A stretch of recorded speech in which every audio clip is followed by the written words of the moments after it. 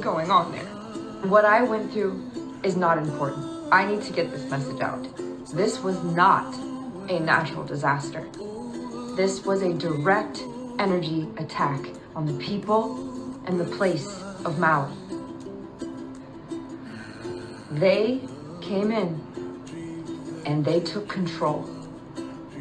There were trees standing and the buildings gone. This system, this weather system, came in from the mountains, from the east. That does not happen. They were not telling people anything. They were not letting people in to help. And they were letting people go in to get burned alive. There were people burning alive in the streets. There were people dead in the water. There were hundreds, if not thousands, of people that died. What they're telling you in the news is not true, and I lived it firsthand. Not to bring fear, this is to educate the darkness that is being hidden. And soon people are to see.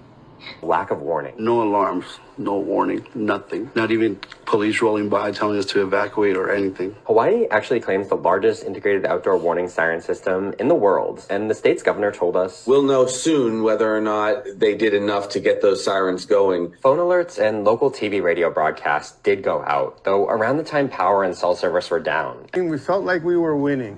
We were keeping it at bay, keeping it off of the properties. The water shut off. Even the firemen that were patrolling couldn't refill their trucks. The fire just grew. The sparks started blowing over and it just beat us in the end. Is the deadliest in modern U.S. history, and people aren't only sad, they're pissed off. With the death toll reaching at least 96 people so far, but that number is also likely to rise as the search and cleanup operations continue. Because reportedly just 3% of Lahaina's charred ruins have been searched so far. And so now the cleanup process has begun, and state officials say that it will likely take weeks, if not months, to clean up toxic materials left over from the fire. Starting with the most urgent hazards like propane tanks, and then moving on to all the ash and rubble that may contain stuff like lead paint, asbestos, and arsenic. But for many displaced residents, the lack of access to PPE is the least of their worries, with a number of them telling Insider that they're increasingly desperate for first aid, food, and water, and feeling abandoned by their government. You have local volunteers with no experience in disaster management helping to coordinate supply drops and organizing neighborhood patrols to keep one another safe, with one resident even saying, "I had to talk to pilots that got grounded with our medical supplies who were stuck on the Big Island because the Department of Health stopped them from transporting insulin." And the road closures have also caused a lot of grief for people just trying to get back to their homes, with reportedly a near riot breaking out between cops and about 100 residents after police closed off access to a highway leading to Lahaina. And elsewhere, you have local authorities reportedly struggling to maintain order, with a co-owner of a Lahaina bar saying, "There's some police presence, there's some military presence, but at night, people are being robbed at gunpoint." Take a real close listen to what the governor of Hawaii had to say about the fires. Of the destruction of Lahaina, it does appear like a bomb and fire went off. It does appear like a bomb and fire went off. All of those buildings virtually are going to have to be rebuilt. It will be a new Lahaina in its own image, its own values. But it's going to be billions of dollars. We are so coordinated with state, county, and federal support that it took less than a quarter of a day, 6 hours, to get the approval from the president to bring those resources in. This was, of course, a shock to see a hurricane and its winds. I think that we're seeing this for the first time in many different parts of the world. I've been contacted by several governors across the country to share their experiences in a time where global warming is combined with strengthening. So let's just go over a few of the red flags that he said. Very coordinated. Bomb and fire went off. All we will need to rebuild is billions of dollars in its own likeness and own image with its own values. What does that even mean? And it's so coordinated with state, county, and federal support that within less than 6 hours they got approval from the president to bring resources, hurricane-type winds that just happened to be the same time as the bomb-like fire. Governors calling to share their experience. So we start the press conference out with bombs and explosions, then set up how we're going to get some smart cities in Hawaii, and then we end it with 2030 propaganda of global warming. Right. The drone footage of the absolute devastation of Lahaina. This is where a wildfire occurred. Wildfires don't do this. In the middle of this mass devastation, which looks like an explosion happened, there are trees that are standing. There are telephone poles that are standing. But it's okay because the governor said it was climate change. This is the same governor who said that the state is looking for ways to acquire Lahaina. There are investors and realtors who are actively calling these individuals who have lost everything and asking them if they can buy their land. To the left. Next month in September, Hawaii is hosting a digital government summit utilizing AI to govern the island. In January, there is set to be a smart city conference in Maui to change everything over to electric and to discuss how to make the island a 15-minute city, a 15-minute island. Okay, yeah, but let's just continue to make it rain on the crane. This is creating a problem so that they can present a solution. Instagram, don't forget the little ticker at the bottom. Maui strong. Donation on donations. If you guys don't know, the government withholding every single one of our donations because we are not a part of FEMA and Red Cross. So none of this is eligible for giving out. Tell me why.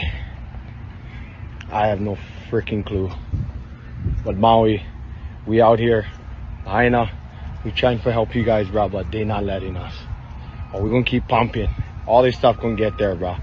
5 containers are behind the Ritz. Carlton, if you can get there and you really need the stuff, crack that lock. That's for you guys. That's for you guys. Spread the word. Lahaina behind the Ritz, 5 containers full of stuff. People here are suffering. There's not enough supplies. There's not enough food. There's not enough water. There's not enough gas. Not enough propane. There's nothing here. There are people that are trying to bring all of these things in right now, currently, as we speak. About 2 minutes ago, somebody just told me that they got turned away, regardless if they were a resident of Lahaina, regardless if they are a resident of Honokohau Valley, which I am from, and even people that live in Kahokuloa, which is closest to a lot of these roadblocks, are having a hard time even getting to their own homes. Now, the question is, and this is something similar that's been happening at Honolulu Bay this recent time, when we had the means to save and protect and prevent a catastrophe from happening. The public did, but our state and our federal government, like the Coast Guard, they denied us access to go and help. Now they're doing the same thing again at these roadblocks, denying people access to bring in supplies, just supplies for people to live. And I get it that they don't want to let all these people in because they're already spread thin, and it doesn't matter. It doesn't matter. It is a decimated area.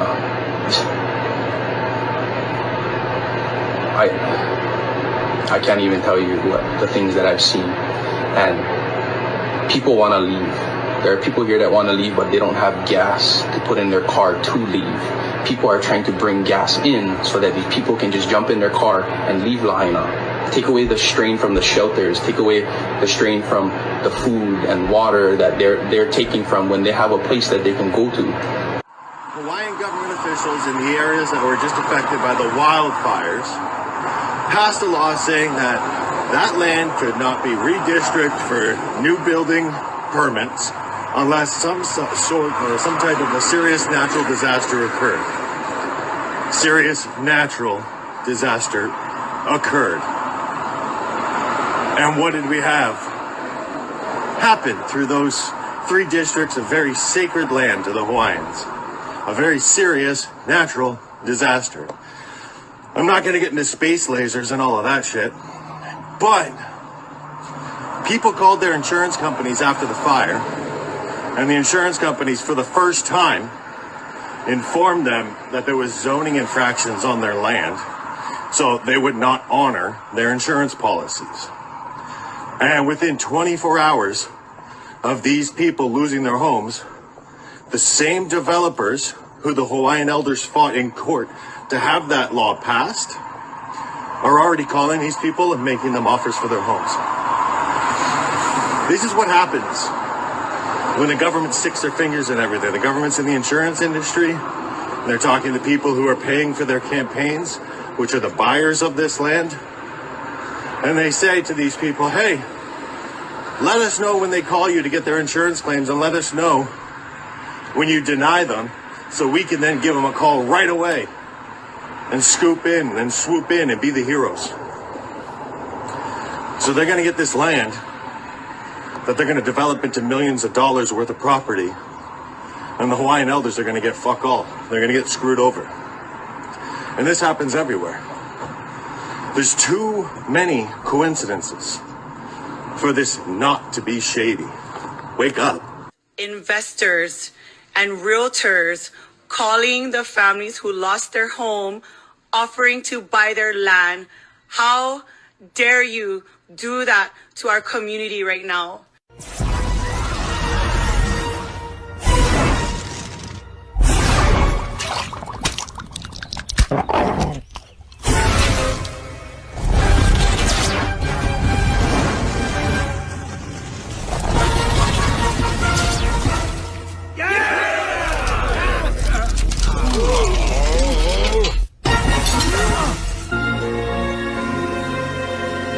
First off, I'd like to thank the good people at Tianjin Smelting and Mining and Donuts and Tops for neutralizing our wonderful, deadly new lard lad. Yeah, that's great.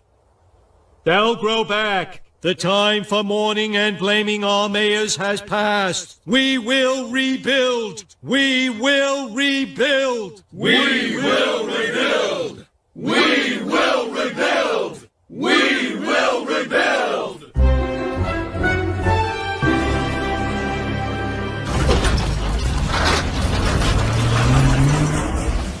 We will rebuild. We will rebuild. It's like, just wait. Everybody, like, just wait until our people find out the truth.